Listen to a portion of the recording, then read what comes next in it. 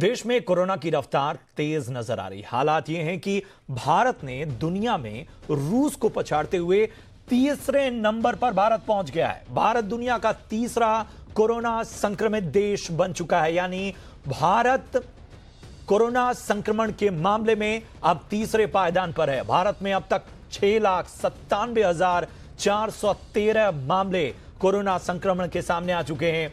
दूसरे नंबर पर ब्राजील है, जहां 15,79,837 मामले हैं।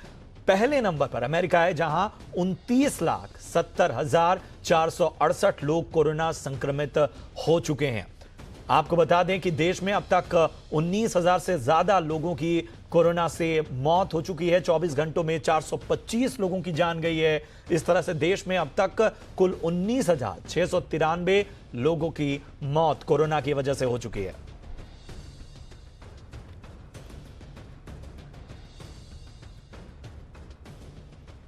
और इस बीच दिल्ली के मुख्यमंत्री अरविंद केजरीवाल ने कहा है कि दिल्ली में कोरोना संक्रमण का आंकड़ा करीब 1 लाख तक पहुंच गया है, लेकिन इससे घबराने की जरूरत नहीं, क्योंकि लगभग 72,000 लोग कोरोना से ठीक हो चुके हैं। सीएम केजरीवाल ने एक बार फिर कोरोना संक्रमण से मुक्त हो चुके मरीजों के प्लाज्मा डोनेट करने की अपील दोहराई है। जितनी डिमांड है प्लाज्मा की वो बहुत ज्यादा है और जो सप्लाई है वो बहुत कम है।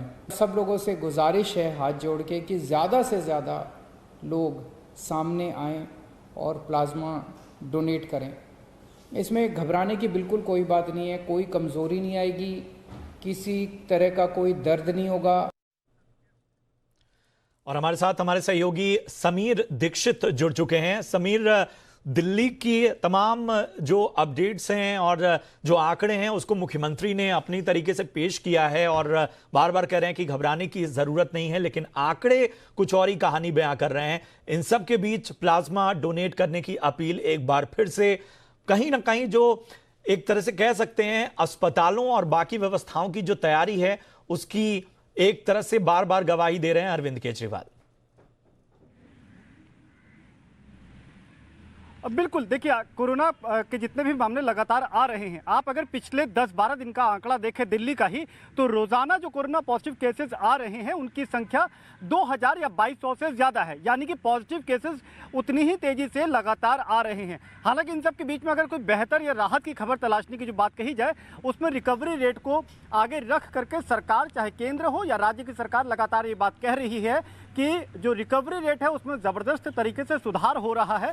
दिल्ली में भी जो रिकवरी रेट है वो 70% को पार कर गया है। और इस वक्त जब दिल्ली में 1 लाख से ज़्यादा कोरोना पॉजिटिव मामले दर्ज हो चुके हैं, ऐसे में 72,000 कोरोना मरीज जो है वो ठीक होकर के घर जा चुके हैं। इसको लेकर के एक राहत की बात ज़रूर कही जा सकती है, लेकिन उससे भी ज़्यादा अहम बात यह है कि लगातार जो पॉजिटिव केसेस 2,000 की संख्या में पिछले 10-12 दिन से आ रहे हैं, ये आंकड़ा कई बार 3,000 को भी पार करता है। इससे एक बात साफ है कि जो कोरोना के चेन को तोड़ने का दावा किया जा रहा था वो अभी तक सफल नहीं हो पाया है। पहली गंभीर बात ये।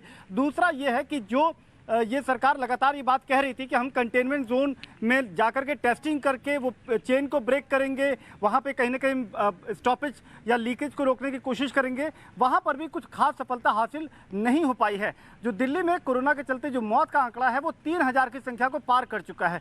लगातार पॉजिटिव केसेस का आना और लगातार मौत के आंकड़ों का सामना के जो जिस तरीके से सामने आ रहे हैं वो एक बात के साफ तौर पर इशारा कर रहे हैं कि कोरोना के खिलाफ जो लड़ाई है वो अभी भी जारी है। उसमें आंकड़ों को लेकर के खास सफलता हासिल नहीं हुई है और जो पॉजिटिव केसेस के रिकवर होने की जो पूरी कवायद है वो सिर्फ आप इसमें अपने आप की पीठ थपथपा सकते हैं। आप ये जरूर कह सकते हैं कि रिकवरी रेट में सुधार हुआ है, लेकिन जो ब्रेक द चेन वाला जो कंसेप्ट है उसमें खास सफलता हासिल अभी तक तो नहीं हो पाई है। और उस पर भी गंभीर और एक और चिंता की बात यह कि प्लाज्मा बैंक की शुरुआत भले ही हो गई हो, लेकिन लोगों की तरफ से कोई उत्साहजनक रिस्पॉन्स या प्रतिक्रिया नहीं मिली है। अभी भी केंद्र राज्य सरकार लगातार अपील कर रही है कि जो रिकवर्ड पेशेंट है वो आगे आए, प्लाज्मा डोनेट करें, लेकिन प्लाज्मा डोनेट करने के लिए लोगों में उत्साह या बहुत ज़्यादा दिलचस्पी नहीं नजर आ रही है। ये भी उतनी ही चिंता की बात है कि जिस प्लाज्मा थेरेपी पे सबसे ज़्यादा दांव खेल रही है दिल्ली सरकार, उसको लेकर के लोगों में अभी भी कुछ सवाल हैं, कुछ आशंकाएं हैं। नतीजा ये कि लोग प्लाज्मा डोनेट करने के लिए आगे नहीं आ रहे हैं। जी,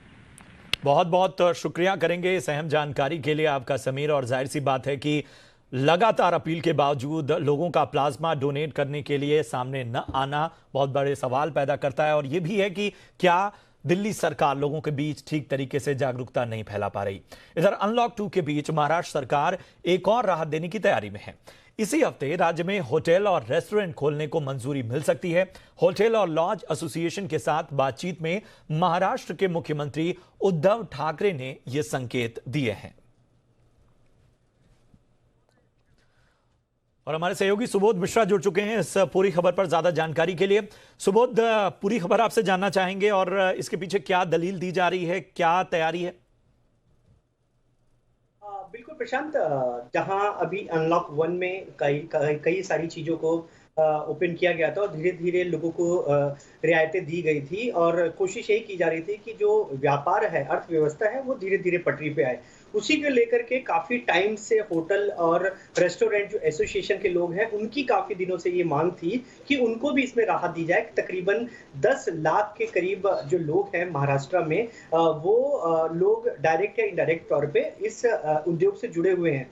इसी को लेकर के रविवार को महाराष्ट्र के मुख्यमंत्री उद्धव ठाकरे ने जो होटल और रेस्टोरेंट एसोसिएशन के लोग हैं उनसे मुलाकात की सोशल मीडिया के जरिए और कहीं ना कहीं अच्छे संकेत दिए। उन्होंने ये संकेत दिए कि इस हफ्ते में किसी भी टाइम पे जैसे ही पूरी तरह से जो विभाग है पूरी तरह से तैयार हो जाता है, एडमिनिस्ट्रेशन प्रशासन पूरी तरह से तैयार हो जाता है, उसके बाद वो होटल और रेस्टोरेंट खोलने को अलाउ कर देंगे। हालांकि अभी भी जो कंटेनमेंट जोन है, कंटेनमेंट जो एरिया है, वहां पर इस तरह के जो भी होटल या रेस्टोरेंट होंगे उनको कहीं से कोई रियायत नहीं, उन्हें पूरी तरह से बंद रहेंगे। लेकिन जो भी होटल या रेस्टोरेंट खोले जाएंगे उनको कुछ शर्त और गाइडलाइंस हैं, उनके साथ ही ये होटल और रेस्टोरेंट खोलने पड़ेंगे, जैसे कि सोशल डिस्टेंसिंग रखना, समय समय पे सैनिटाइज करना और कम से कम 33% लोगों के साथ ही काम करना। अपनी कैपेसिटी जो है उसमें 33% से ज्यादा के लोगों को ना रखना, ताकि स्पेस रहे और जो सोशल डिस्टेंसिंग का जो बेसिक आइडिया है उसको फॉलो किया जाए। अभी होटल और रेस्टोरेंट एसोसिएशन वाले काफी खुश है इस फैसले से। अभी देखना यह है कि जब इंप्लीमेंटेशन होगा तब क्या। बिल्कुल बहुत सारी चुनौतियां इसकी भी हैं। बहुत बहुत शुक्रिया करेंगे सुबोध आपका इस अहम जानकारी के लिए।